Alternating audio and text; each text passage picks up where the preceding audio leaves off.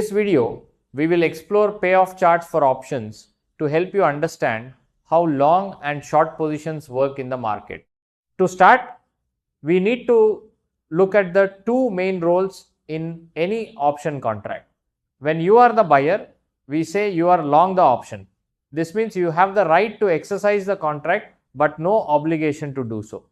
Your biggest risk is limited to the premium you paid upfront, and your reward depends on how the price of the asset moves. On the other side, the seller is short the option, also known as the writer. This person has an obligation to fulfill the contract and no special rights. Their maximum profit is just the premium they receive, but their potential loss is theoretically unlimited. If it is an American option, the seller can be assigned an exercise at any time during the life of the contract. Let us look at a long call position with a real example. Imagine the stock index is quoted at 17,562. You decide to buy a call option with a strike price of 17,500 and pay a premium of 95 rupees. This gives you the right to buy the index at 17,500 on the expiration date. If the index stays below 17,500, like at 17,400, you simply will not exercise the right because you can buy it cheaper in the market. In that case, your only loss is the premium of 95 rupees. But if the index rises above 17,500, for example to 17,595, you exercise your option and receive the difference in cash. Knowing where you start making money is very important, and we call this the break-even point. For a call option, you calculate this by taking the strike price and adding the premium. In our case, 17,500 plus 95 equals 17,595. If the index hits this exact number, your net profit is zero because the payoff covers your premium. If the index goes to 18,000, your payoff is 500, and after subtracting your 95 rupee premium, your net profit is 405 rupees. If it stays below 17,500, the option expires worthless and you lose only your premium of 95 rupees. We can see this more clearly in a table of different index values at expiry. If the index is at 17,100 or 17,400, your net profit is loss of 95 because the payoff is zero. Even at 17,500, you still have a loss of 95. However, once the index moves to 17,600, you have a payoff of 100 and a net profit of 5. If it climbs all the way to 18,000, your net profit jumps to profit of 405.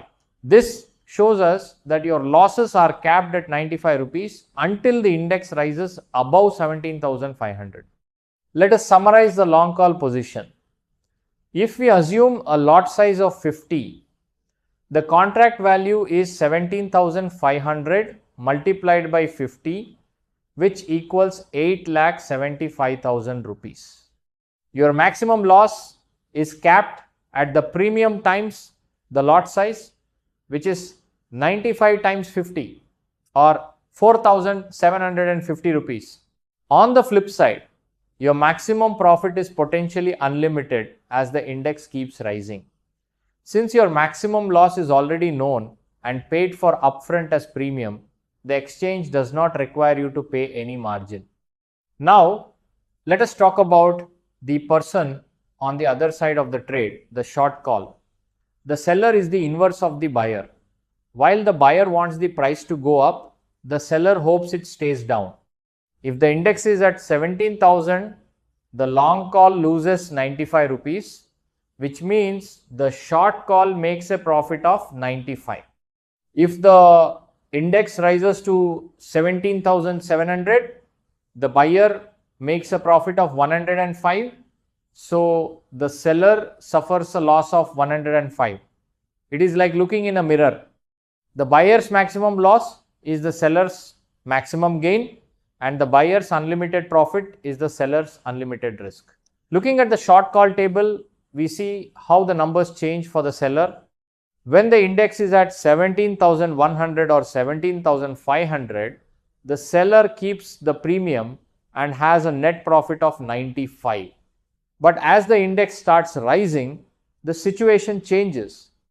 At 17,600, the payoff is loss of 100, leading to a net loss of 5.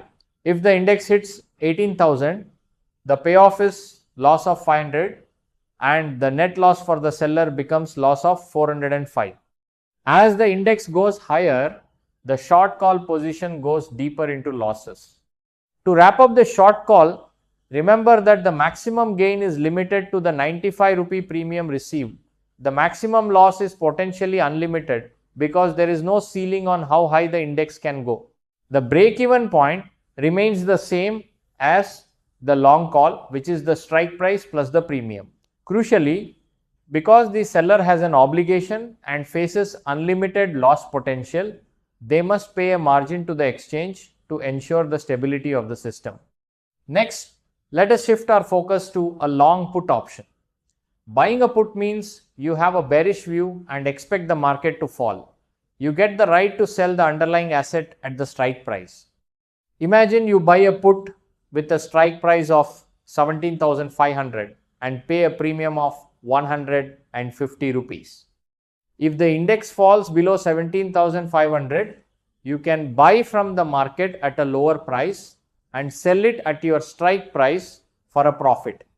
If the index stays above 17,500, you just let the option expire worthless and lose your premium. The final settlement is the cash difference between the strike and the closing value. For this long put, the break-even point is the strike price minus the premium. So 17,500 minus 150 equals 17,350. Profits only begin when the index falls below this level. In our table, if the index is at 17,800 or 17,500, you have a net loss of 150 because the payoff is 0. At 17,300, you have a payoff of 200 and a profit of 50. If the index drops to 17,100, your payoff is 400 and your net profit is profit of 250.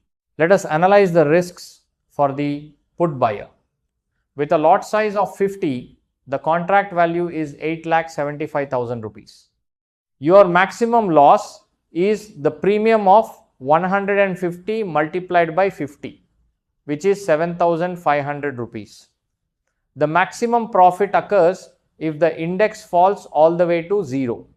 In that case, you would make 17,350 rupees per unit.